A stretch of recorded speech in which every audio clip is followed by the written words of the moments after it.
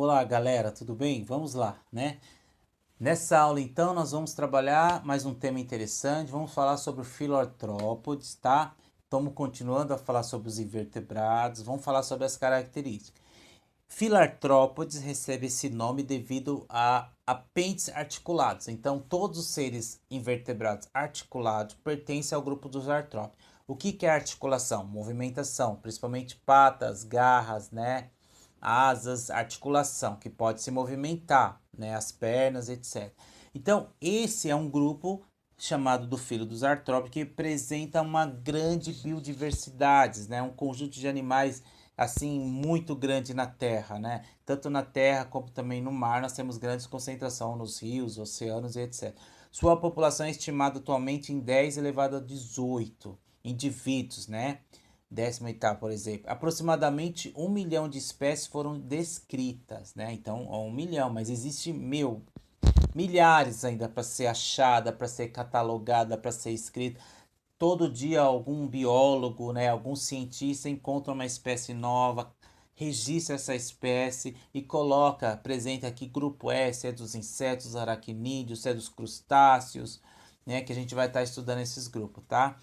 É um grupo muito rico em biodiversidades, né, com grande importância para a biosfera, com característica adaptativa interessante. Então a gente vai ver um pouco de cada um, tá bom? Vamos lá, um pouquinho entender algumas características. Características gerais, como todos que a gente já estudou, né?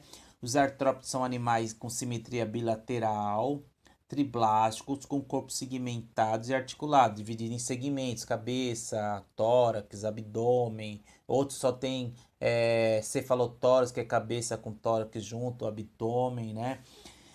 Externamente é dividido em cabeça, tórax e abdômen, né? Distinto, fundidos. Cada segmento do corpo possui dois pares de apêndices articulados, né? Então, cada parte tem dois pares de apêndices de articulação, de movimentação. O celoma é reduzido. Outra novidade já nesse grupo dos artrópodes é o exoesqueleto. Constituído de placas de proteína e quitina. A quitina, parecida com um pouco lembrando a queratina do cabelo, da unha, tá? Que faz aquela parte mais externa. Então é o exoesqueleto, mas não é um esqueleto parecido com o nosso, com o osso, é um exoesqueleto, né, de quitina. Por isso que quando você pisa numa barata, num besouro, num grilo, ele quebra, vai crack, porque ele é duro por fora, mas mole por dentro. E nós é o contrário, a gente é mole por fora e duro por dentro devido à nossa estrutura óssea, tá? É muito interessante, né? Então, são animais invertebrados que se desenvolvem muito rápido, né? Alguns apresentam metamorfose, que é a transformação através de muda, né? Então, característica, segmento de evolução de vida, né? De desenvolvimento, ovo, larva, pupa, casulo, sai e a espécie. Então, ele tem metamorfose, transformações ao longo da vida. Ele não sai do ovo já da sua forma original adulta. Algumas sim, né? A gente tem algumas o grilo sai um grilinho pequeno do ovo e aí ele vai desenvolvendo e chega na fase adulta. Mas muitos passam por metamorfose, ou completa ou incompleta, tá? Tem o sistema digestório completo, né? Sistema circulatório é diferente, olha que interessante do anelídeo, já é aberto. O que significa? Ele não tem vasos conduzindo sangue, mas sim ele tem, o sangue é disperso no tecido. Então a troca gasosa dele é muito diferente, é muito mais simples do que a da minhoca ou a nossa, por exemplo, tá? É, então o sangue fica como eu posso falar, o sangue fica disperso no tecido, tudo bem? Muito interessante. Aqui embaixo você tem um exemplo do animal, lógico que você não está vendo pato, porque a gente está aqui quer mostrar mais a importância interna deles, tá? Então você tem lá um coração, não é um coração desenvolvido como o nosso, é um pseudo coração, um coração primitivo, simples, porque o animal é simples, né? Nós temos o segmento, o intestino, cordão nervoso, boca, ânus, olhos e antenas, né? Um grupo que tem antenas, mas nem todos. Você vai ver que as aranhas não têm antena, tudo bem? E nem os aracnídeos, por isso que eles são um grupo diferenciado. Em relação à reprodução, A maioria dos artrópodes é unissexuada, com fecundação interna, geralmente, né? Então, eles têm, como que eu posso falar? Sistema diferente de copulação, né? Não posso falar nem pênis e nem vagina, é diferente. Isso aí é para os mamíferos, tá? Esses eles têm a fecundação é interna, mas o sistema reprodutor deles é muito diferente, os nomes dos órgãos de reprodução, tá? Então o desenvolvimento é indireto com ou vários estágios larvais, tá? De algumas espécies. Então vamos começar a estudar agora as espécies agora, para a gente começar a entender um pouco cada grupo deles, tá? Então a gente vai entrar agora, nós estamos no Filartrópodes. Vamos agora entrar na divisão, na classe. Então, primeiro que a gente vai ver é o subfilo, ou a classe crustáceo, né? Essa classe, atualmente, são conhecidos cerca de 40 mil espécies de crustáceos, né? Esses incluem vários. Nós temos camarão, nós temos tatuzinho de jardim. Aquele tatuzinho que vocês pegam, vira bolinha, é um crustáceo. Ah, então eu posso comer? Ah, ninguém impede vocês de comer, mas como ele vive em ambientes úmidos e come matéria orgânica em decomposição, então não é muito bom não, né? Senão você acaba se contaminando. Então você tem crustáceo, você tem o camarão, você tem a lagosta, você tem o siri, você tem o caranguejo, né? Que são uns exemplos, né, dessa espécie, que tem várias, né? Tem várias. Se a gente tivesse que fazer um estudo mais aprofundado, vocês iam ver muito disso, né? Eles vivem nos mares, nos lagos, né? Tanques no mundo inteiro, em sua maioria é conhecido em nome geral de zooplâncton. Muito interessante. Ele faz parte da importância e riqueza do zooplâncton, né, que é a base da cadeia alimentar dos animais invertebrados e vertebrados. Então você tem o plâncton, fitoplâncton são as algas, depois das algas que servem de alimento para o zooplâncton, que na verdade são as pequenas larvas desses animais que eu acabei de falar agora, tá?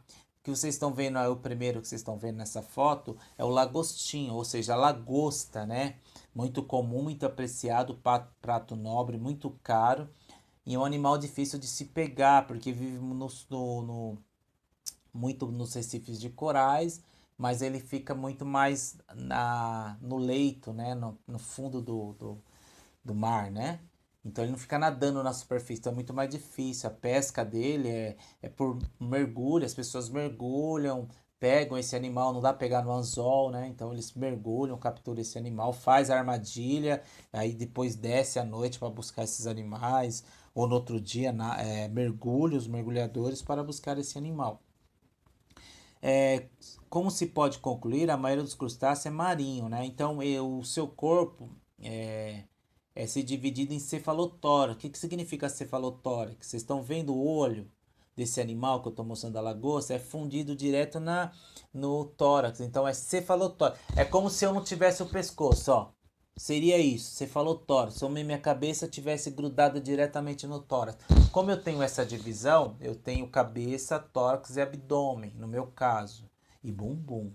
Alguns animais, quando a gente for estudar, você vai ver, a formiga tem a cabeça, o tórax e o abdômen, tá? Esse grupo dos crustáceos, não, todos eles têm cefalotórax, cabeça e tórax fundido. E o abdômen são os únicos artrópodes que possuem dois pares de antenas. Bem interessante também. É sensorial as antenas, porque eles usam na água, né, para sentir o gosto das substâncias, para tocar, para se achar ali no seu sistema nervoso, a identificação do meio ambiente. Então eles têm dois pares de antena, é o único grupo dos artrópodes que tem dois pares, tá? Então aqui a gente vai ver, né? Todos eles respiram por brânquias, né? Não tem pulmão, são brânquias. É muito próximo, parecido do peixe, que retira a água, só que é muito mais simples, né? Tira o oxigênio da água, tudo bem? Glândulas antenais, também denominado glândulas verdes. A principal produto é a excreção de nitrogênio e amônia. Então ele tem uma antena lá, uma dessas que libera amônia, que tira excesso de sal, todas essas coisas que tá no corpo dele, ele libera para fora, essa antena fica jogando para fora, né? Liberando essa excreta, tá? Sua reprodução é dioico, né? Separada por sexo, masculino e feminino. Fecundação é interna e desenvolvimento indireto, né? Então, ou seja, vários estágios de larvas. São vários estágios até chegar na característica adulta. Então, aqui a gente tem um desenho embaixo aqui dele, né? De um, de um crustáceo, né? No caso aqui a gente tem, pode ser aqui um camarão, um exemplo, um lagostim, parece é muito próximo da lagosta. Então você vê lá dois pares de antena, você vê um olho, você vê o cefalotórax, o abdômen. As patas são interessantes. As primeiras patas que estão no cefalotórax são para se movimentar, andar. E as de trás, do abdômen, são utilizadas para nadar. E atrás ele tem como se fosse dois pequenos remos, né? Que a gente chama de uropode, que é natação, para nadar, tá? Tem músculos fortes para poder se locomover, né? Artéria dorsal, intestino bem desenvolvido, um coração também desenvolvido, né? Para bombear a quantidade de sangue no corpo dissolvido, tá bom? O sangue dissolvido no sistema de tecidos do seu próprio corpo. Aqui nós temos o caranguejinho bonitinho, tá vendo? Laranja, né? Diferente do siri, que o siri fica lá no mar e o caranguejo faz a transição até a água doce misturado com a água do mar, que chamamos de mangue, água salobra. Tá? Observação, nos crustáceos pode ocorrer regeneração de partes perdidas. Então, às vezes, uma remoção, um acidente de um pedaço da pata, ele regenera. O caranguejo possui o último par de pernas terminais em unhas pontudas adaptadas à locomoção, tá? Então, algumas são para se movimentar na água, no fundo, nas pedras, e outras para fazer o processo de natação. Beleza, galera? Então, a gente está vendo aqui a questão dos crustáceos. Agora nós chegamos num grupo muito interessante, tá bom? Que é o grupo que nós conhecemos como subfilo Chelicerados. Chelicerados, que nada mais é que o grupo do quê? Das aranhas. É o grupo das aranhas, dos escorpiões, é um grupo muito rico. Eles recebem esse nome porque eles têm um par de apêndices do cefalotórax chamado de quelícera, geralmente seguida por um par de palpos e 4 pares de apêndices, né? As quelíceras são garrinhas, pode ser só para toque mesmo, né? Você tem pedipalpos que alguns são modificados para inoculação do veneno, como o caso da aranha, né? Vamos entender um pouco. Ele é formado por um grupo muito interessante, né? Os quelicerados não é somente aranha, além da aranha e escorpião, são os carrapatos também. Os ácaros também pertencem a esse grupo, tá bom? Então, qual que é a diferença? Bom, vamos lá. Todos eles apresentam cefalotórax e abdômen, ou seja, cefalotórax, aquilo que eu falei, cabeça fundida diretamente no tórax, cefalotórax e abdômen. 6 pares de apêndice, né, no cefalotórax e 4 pares de pata, um par de palpos, né? No caso, então, as aranhas e os escorpiões, né, e eles apresentam 4 pares de patas e os insetos são 3 pares, 6 nos insetos e 8 nas aranhas e escorpiões, tá? 4 pares de patas, um par de palpos, né? Pedipalpo geralmente utilizado na alimentação, segurar, esmagar e mastigar. Um par de quelíceras nas aranhas para inoculação do veneno, tá? Então nas aranhas esses palpos que eu falei ao contrário, é isso mesmo. Só que eu só inverti a ordem. Então as quelíceras são onde nas aranhas estão as presas para inocular o veneno, tudo bem? Diferente do escorpião que é na ponta da cauda, o aguilhão, né? Que ele usa para inocular o veneno, tá? A respiração é feita por órgãos diversos, por pulmões folíceos, né? Ou filotraqueia, não são pulmões como os nossos, mas são pequenos pseudos pulmões com característica de retirar o oxigênio do ar também, né? E por traqueias em formas pequenas em pseudos escorpiões, algumas aranhas e ácaros. A excreção ocorre por meio de tubo chamado tubo de Malpighi, né? E de glândulas coxais, né? Então esses tubos de Malpighi que ficam muito lá próximo do intestino, no sistema digestório, ele, intestino não, mas no seu sistema digestório, né, desculpa, às vezes eu misturo, que é tanto bicho, é tanto animal, é tanta estrutura, eles têm a função de liberar essas substâncias que não servem mais para o corpo, né? O material nitrogenado excretado é a guanina, né? O material que não serve mais do processo de digestão é liberado, né, da questão do sangue também, é a guanina. A reprodução geralmente ocorre por meio de sexos separados de dioica e a fecundação é normalmente interna, tá? Então eles têm o órgão de cópula de material genético, né? Os aracnídeos são os principais terrestres solitários em relação à nutrição, predadores de vida livre ou parasitas, né? Por que parasita? Porque a, nós temos também o carrapato, né? Então, por isso que ele é parasita, ele é da família dos aracnídeos, tá? É um grupo meio próximo. Então, vocês estão vendo aqui um exemplo de uma aranha, né? Aquelas aranhas que faz aquelas teias bonitas nas copas das árvores, de uma árvore para outra. O veneno dela não é um veneno tóxico tão forte. Lógico que se picar dói no local, mas vai dar uma inchadinha, mas não vai precisar tomar é, antiofídico, antiaracnídeo, como a gente queira que seja falado, né? Para que você não morra com veneno no seu corpo. Nas aranhas, nas extremidades do abdômen, há um grupo de apêndice modificado denominado fiandeiras. Existe um grupo de. Nem todas as aranhas fazem teia, cedem teia, tecem teia, né? Mas a maioria sim, né? Algumas fazem teias, outras só liberam teia, mas não faz essas teias bonitas, né? Então libera seda, é uma proteína composta de glicina, alenina, serina, tirosina, similar. Ou seja, são aminoácidos específicos que fazem essa teia bonita, igual do filme do Homem-Aranha, tudo bem? É liberado como líquido pelas glândulas, né? Então ela pode lançar essa teia, né? Então ela pode lançar, quando a gente vê no filme, é na nossa casa mesmo aquela aranha pendurada, ela consegue lançar por uma distância muito grande. É igual no filme do Homem-Aranha, aí lança lá a teia que sai do pulso dele, né? Na verdade, o Homem-Aranha tinha que lançar pela bunda, né? Já que o aranha tece pelo abdômen, mas tudo bem, deixa pra lá, né? Não vai ficar feio na Marvel, as criancinhas iam ficar chateadas. Então é uma das características das aranhas, a gente tem as que tecem as teias, né? Então ela libera uma seda, que eu acabei de mostrar para vocês aí, tá bom? Nós temos aqui então outros grupos, tá? Aqui é um exemplo muito legal, aqui é um desenho, se vocês procurarem no Google, na internet, vocês vão ver que tem sempre esse desenho que mostra internamente e externamente uma aranha. Então vocês estão vendo lá, né? Olha que interessante, você vê os olhos são muito legal, são oito olhos, né?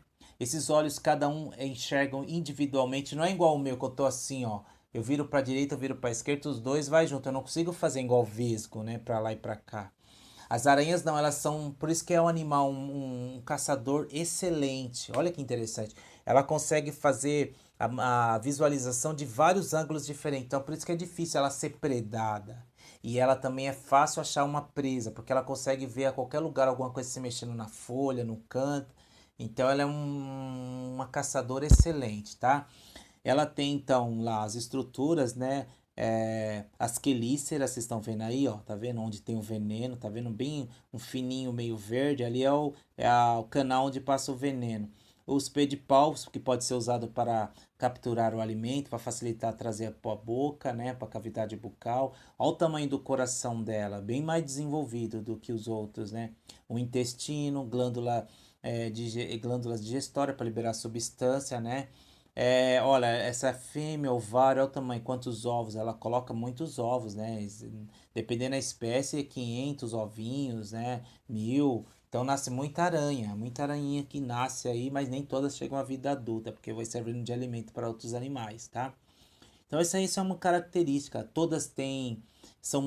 Nem todas são peludas, né? A gente tem a caranguejeira, que é a maior aranha. Nós temos aquela chamada de caranguejeira golia, que pode chegar a 30 centímetros quase, é da Amazônia, né? Comedora de pássaro, chamado aranha comedora de pássaro. Então imagine a situação da aranha, come mesmo, pega cada pássaro. É, então é bem interessante, tá? Todas são venenosas, mas nem todos os venenos são potentes em nós, seres humanos, tá? É, a seda desempenha, a seda desempenha bastante importância, tá? no papel da vida das aranhas, sendo usada para diversos fins, para capturar presa, para fazer tocas, armadilhas e etc, né? Para a construção de ninho, para colocar seus ovos. Chegamos num grupo aqui, né, que faz parte dos aracnídeos, nos quelicerados, que são os escorpiões, tá? Nós temos diversas espécies de escorpiões, né? Como das aranhas que eu não falei, nós temos a armadeira, as aranhas mais venenosas do Brasil, a armadeira, nós temos a viúva negra, a aranha marrom, tá? Essas são as mais venenosas. E nós temos a maior, que é a caranguejeira, que na verdade, ela quando ela se sente ameaçada, ela te pica, mas o veneno dela não te faz nada, só dá uma dor local. O que pior das caranguejeiras é o pelo hidrofóbico. Quando ela se sente ameaçada, ela sacode o abdômen e libera uns pelos, que quando a gente respira, vai na traqueia, causa uma alergia tão grave que você pode ficar com asfixia, porque trava aqui a região da glote, você não consegue respirar. E os escorpiões, então, como eu falei, eles têm na ponta da cauda, né, que é o telso, um aguilhão de liberado veneno. O veneno tá ali, é muito forte. Então nós temos várias espécies. As duas piores espécies de ataque, né, os maiores ataques de escorpião, acidente, a gente fala ataque, mas é acidente, é o escorpião amarelo e o escorpião marrom. Esses são os dois piores, com maior potencial de dano aos seres humanos, tá? Levando muitos à morte, né? Então temos mais acidente com escorpião do que aranha, tá?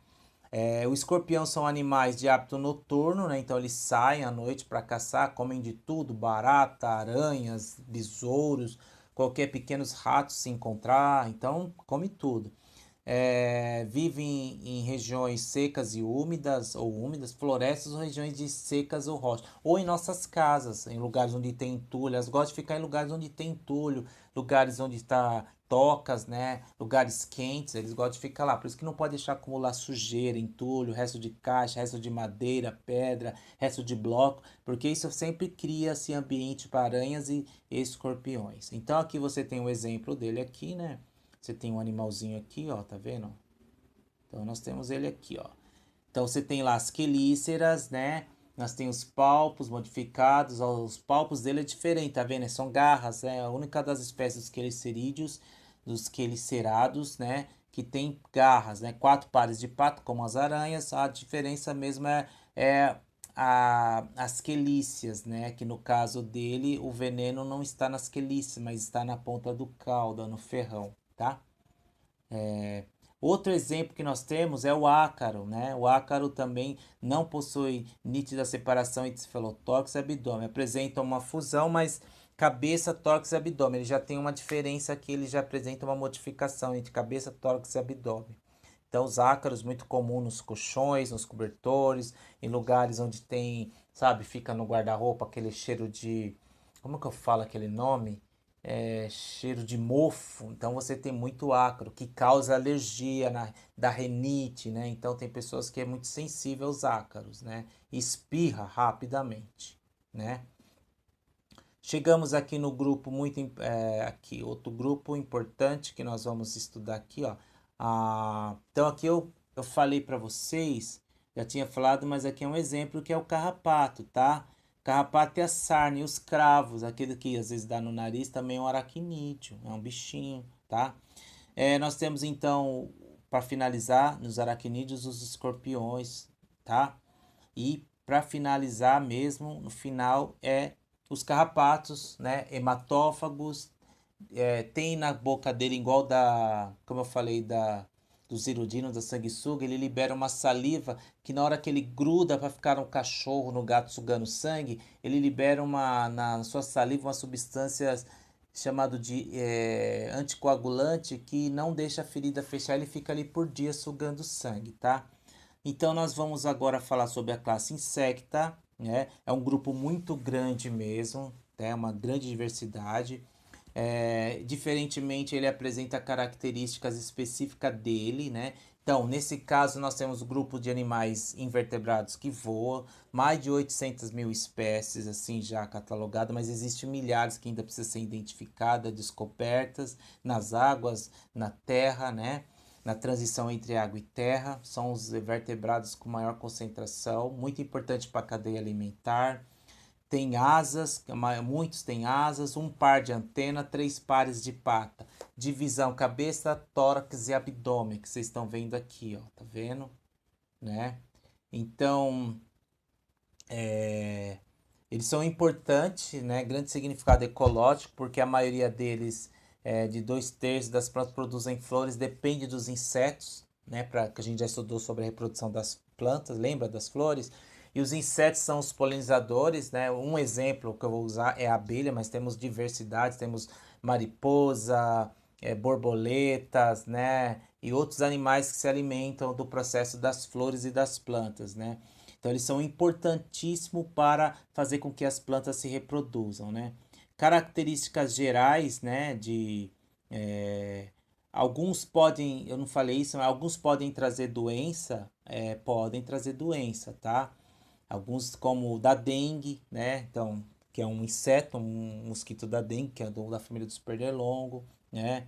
Nós temos piolho, pulga, que promoveu várias doenças na antiguidade, como peste bubônica, né?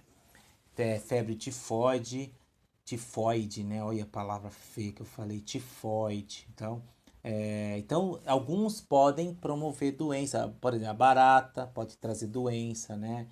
Algumas doenças bacterianas, de fungos também. Alguns insetos, mas a maioria não, tá? São poucas espécies que podem transmitir doença. Características gerais, né? Então, cabeça, tórax e abdômen, 3 pares de pata, alguns têm asas, né? Aqui você tem a característica deles, tem cavidade bucal, né? Alguns têm o aparelho bucal, que é o aparelho sugador, que é uma proposta, caso muito comum de quem? Das borboletas, das mariposas que são sugadoras. Outras têm cavidade bucal para arrancar pedaço mesmo, ou seja, se alimentar de outras presas. São carnívoros, né, predadores. Outros se alimentam de seiva, outros comem frutas. Então, assim, é diversificado sua alimentação, né? Exemplo aqui, nós temos aqui, ó, por exemplo, a cabeça de uma formiga, vocês estão vendo ali, ó, o palpo labial. Então ele tem uma estrutura parecendo dente, né? São presas que conseguem cortar, por isso que dói a picada da formiga, tá? Gafanhoto, besouro, formiga, eles têm essa alimentação sólida, diferente da borboleta que se alimenta por proposta. A abelha também se alimenta por proposta, sugando, né? A mosca, o mosquito também se alimenta. Já o mosquito da dengue, né? Eles são os pernilongos, já tem uma proposta de perfuração para atingir nosso tecido, a veia e sugar o nosso sangue, né? Nas veias mais superficial, tá bom? Então a gente tem aqui o animal, né? Cabeça, tórax, abdômen, né? Então tem boca e ânus, um par de antena, um olho multifocal, assim, com vários olhos, né? Formando um único olho, todos enxergam na mesma direção, diferente da aranha que faz com que ele consiga enxergar em várias direções diferenciadas. Então é bem interessante, hein? E aqui a gente tem uma grande diversidade deles aqui, tá? Aqui, outro exemplo aqui, ó, que tá mostrando na foto, tá bom? Ó, o olho composto, então vários olhos compostos em um só. Antena, que é sensorial, como ela não tem nariz, ela sente o cheiro pela antena, capta hormônio de reprodução de outras da mesma espécie na época de reprodução. Mandíbula, né? Maxila, lábio, então é tudo junto ali naquela região bucal, tá? A respiração por traqueia ou traqueíde são pequenos orifícios no seu tecido externo, onde há uma pequenas abertura para ocorrer a troca de oxigênio, tá? A excreção é pelos tubos de Malpighi, liberação de ácido úrico, né? Então aqui você tem o sistema do intestino dele, tá vendo aqui, ó, tubo de Malpighi, aí você tem o reto, que lembra um pouco do nosso intestino, o ânus, tá? E toda essa estrutura. Então você vem da boca, faringe, esôfago, papo, onde tritura, mistura os alimentos, ali faz a fermentação, cai no estômago, absorve os nutrientes e começa a ser liberado para o intestino, reto e ânus para a liberação das substâncias que não servem mais. Outra coisa importante que a gente precisa entender é a metamorfose, que pode ser incompleta, tá bom? Nos hemimetábolos, que são metamorfose parcial, tá? Logo após a eclosão, os indivíduos se parecem com os adultos. É aquilo que eu falei, muito comum nos grilos. Você vê uns grilinhos bem pequenininhos na sua janela, na sua porta, já ela sai do ovo desse jeito, tá? Isso aí, com o passar do tempo, ela vai se desenvolvendo e vai crescendo até chegar na fase adulta, que é muito rápido, né? Os insetos, em dias, eles já estão adultos, tá? Então, essa é um desenvolvimento, metamorfose incompleta.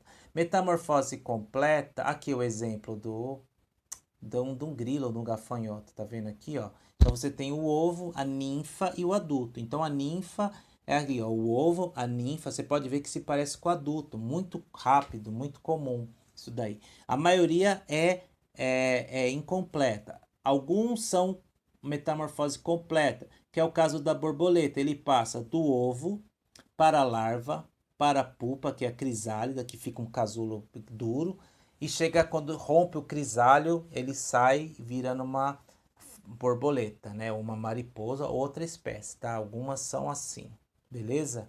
Então é um exemplo da borboleta, abelha, besouro, pulgas, moscas. Alguns passam por metamorfose completa, ou seja, várias fases de vida, ovo, larva, lagarta. E lembrando que a maioria deles levam 80% da sua vida, até 90%, como forma de lagarta, né? Só, por exemplo, a borboleta, tem espécie de borboleta que vive assim aproximadamente na fase de borboleta 2 dias, 48 horas, uma semana, depois se acasala e morre. Sai da fase de pupa, rompe, voa, procura parceiro, se alimenta, reproduz, depois de uns dias morre. É a vida dos insetos, né? Da natureza é complicado, eles vivem para reprodução. Então é um exemplo que eu estou dando para vocês aqui desse processo, tá? Então é bem interessante esses exemplos que a gente está falando aqui, tá? Aí chegamos no último grupo aqui, para a gente estar estudando agora, que é o grupo dos quilópodes, né? Classe quilópode, que é a centopeia. Eles são diferentes porque eles apresentam, como eles têm muitos segmentos, corpo segmentado e muitas patas, né? Muitos pares de patas. Então nós temos dois grupos, tem a classe dos quilópodes, que são as lacraias, essas são venenosas, né? E nós temos também o piolho, a classe de plopóides, que são os piolhos de cobra, né? É o que a gente chama também de centopeia, mas é os piolhos de cobra, um corpo mais cilíndrico, com uma grande concentração de pata, 2 pares de patas por segmento. Já a lacraia é 1 par de pata por segmento, tá? Essa é a diferença desses dois grupos, tá bom? Não tem muito o que falar deles não, que eu preciso saber deles, tá? E é isso aí, galera. Então a gente fecha aí nossa aula de hoje sobre esse grupo muito interessante, muito importante. Quem ficou com dúvida, dá uma lida na matéria. Se ficou com dúvida, depois é só me chamar que eu estarei solucionando a dúvida de vocês. Um abraço, fiquem com Deus e até a próxima aula. Tchau, galera.